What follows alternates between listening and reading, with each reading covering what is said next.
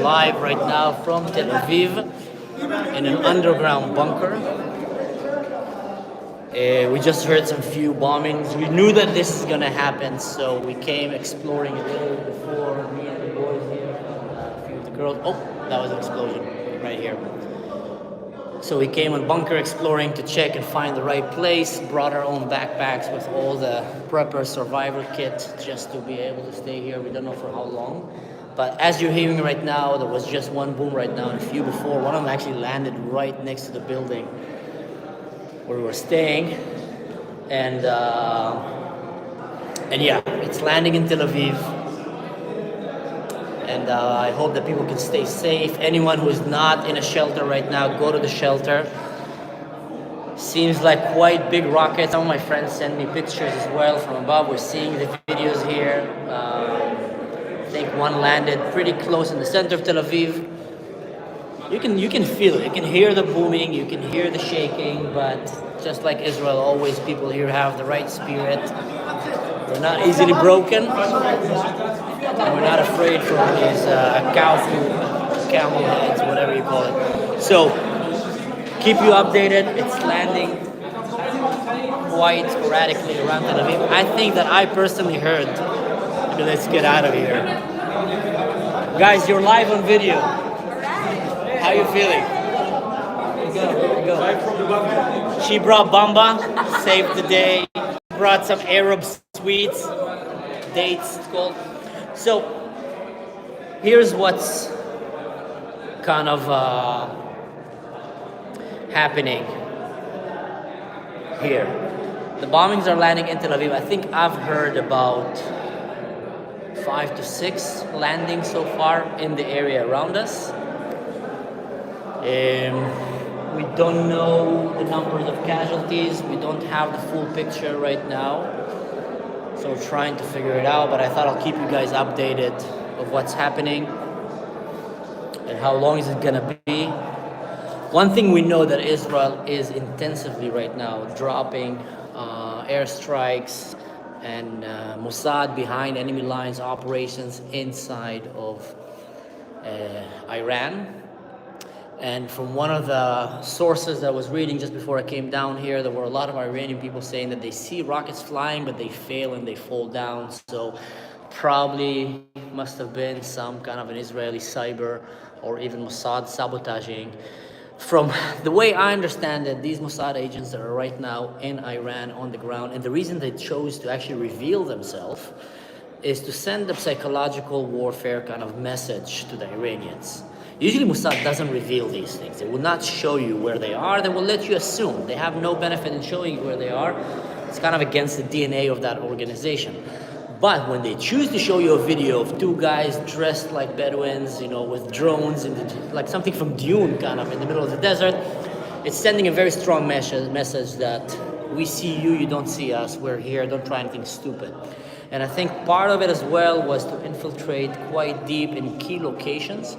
So when these rockets start coming out, you intercept them. It's much better to intercept the launcher than the rocket. So I think that's part of the operation right now that the Mossad is doing right now behind enemy lines. On top of that, the Air Force is trying to bomb, but Iran sent a message. Any more updates, guys? No, we have internet. I have internet.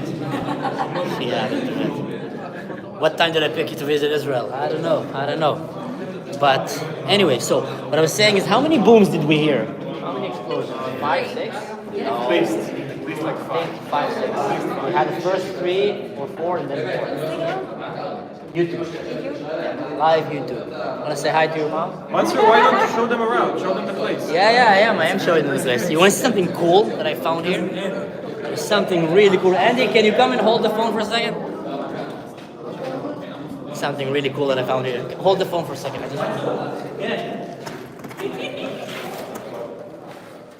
me that. Here, look at this, guys. There's a phone here. I'm trying to call Bibi here and ask him, hey, buddy, listen, we need to intense the operation in Iran. So there's a phone here. Someone left a television. This is like really a legit bunker under the ground found by this legend here, Batya. She found it. I tell you what, we were in a building in the center of Tel Aviv, on the 40th floor, and there was a debate, should we stay in the Mamad, they call it. That's like the mini bomb shelter that every house has. Should we stay in the Mamad, or should we go down to the really nuclear bunker under the ground? Batya said, I know where there's a nuclear bunker under the ground. I mean, I don't know how nuclear it is, but it's a bunker. And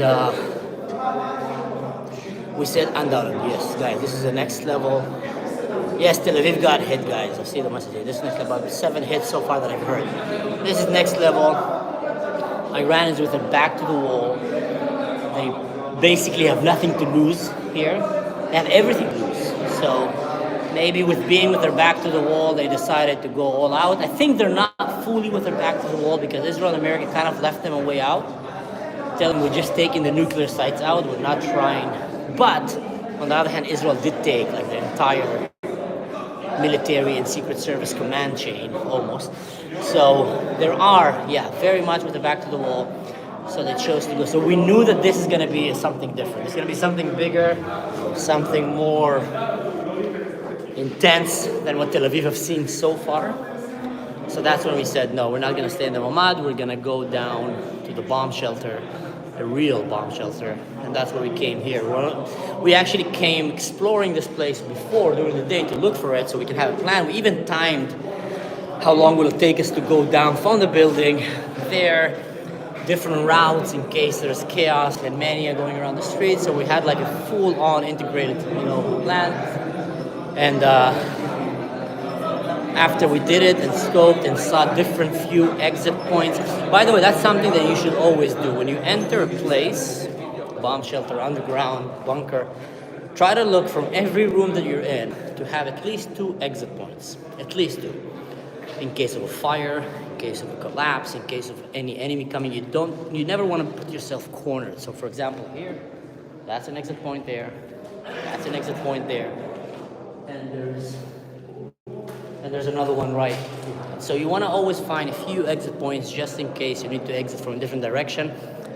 A lot of time the casualties in these areas are not just because of the explosion, but could be because of the effect of the explosion. I'm talking like not just the fire, it could be because the collapsing of the area, terrorist group. Whoa, look at that. Just found an axe. Andy! Andy, look what I found. Something good is in it. Talking about a zombie apocalypse. No, I'm not for tetanus, but just in case the zombies start coming, okay? You have the axe over there. So yeah, you want to always have several ways to go out to better be prepared. Let me see if I can see some of the comments. First time I'm doing live from my phone here. I don't know how to do that.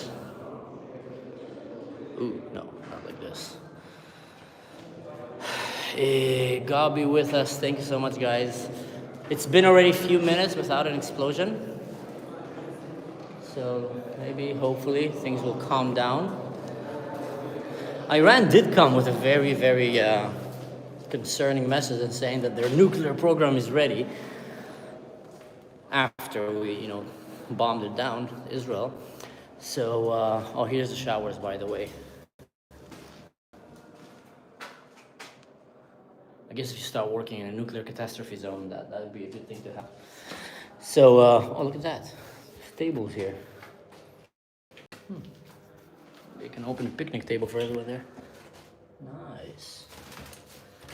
Cheers. Good to know, in case we stay here for a long time.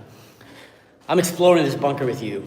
This is under Tel Aviv, center of Tel Aviv. There's this huge bomb shelter. Supposed to be a nuclear bomb shelter, but I don't know about the nuclear part. Spider webs. Let's go exploring some more. So yeah, there was a few explosions, like I said, in Tel Aviv. Whoever joined the call right now, we're in Tel Aviv. The Iranians are attacking. There was two barrages of rockets that already landed. The first one landed maybe 2 minutes after we reached the bomb shelter. And then a few minutes later, there was a few more, I think 6 to 7 rockets. Quite big, I have to say. We felt the ground shaking here. I've had people sending images of a lot of smoke in the sky that was quite close to the tower that we're staying in. We're staying in the 40th floor, so the smoke, reach over there. So it takes quite a big impact to bring a lot of smoke that's still condensed. When you see it that high, condensed smoke, then it means that it's quite a big impact. It's not just a firecracker or a small drone, it's a pretty big ballistic missile. How is ventilations in the bunkers are good? Yeah, ventilations seems pretty good. I mean, the girls here are complaining that it smells like urine and moist, but in general, ventilation seems to be very good. Yeah. They're asking how is the smell in the bunker? What they're asking? How is the smell in the bunker? You get used to it. It smells like flowers that were rotten for like 1,000 years. Exactly.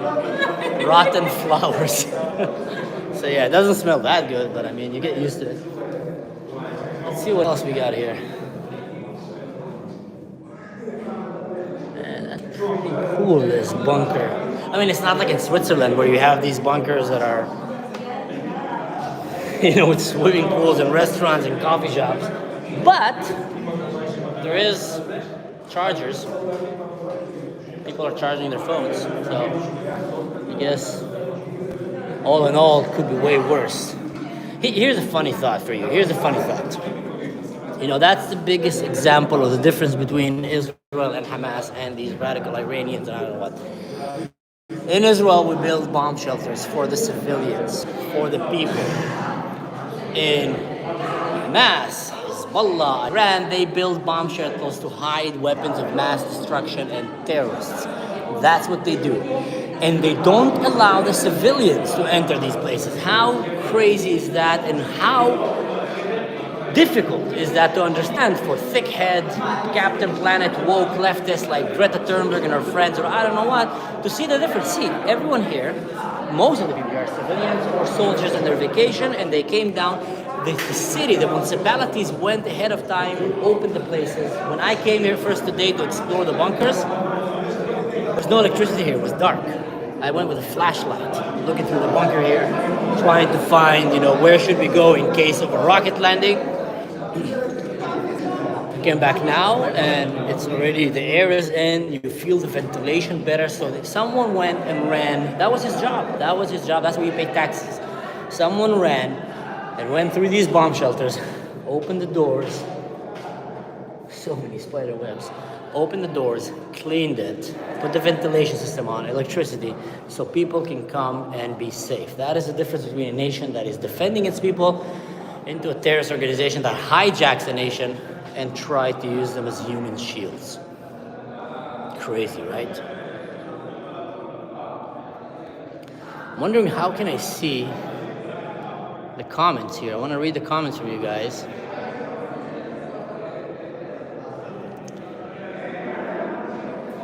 Free Druze, free Rujat.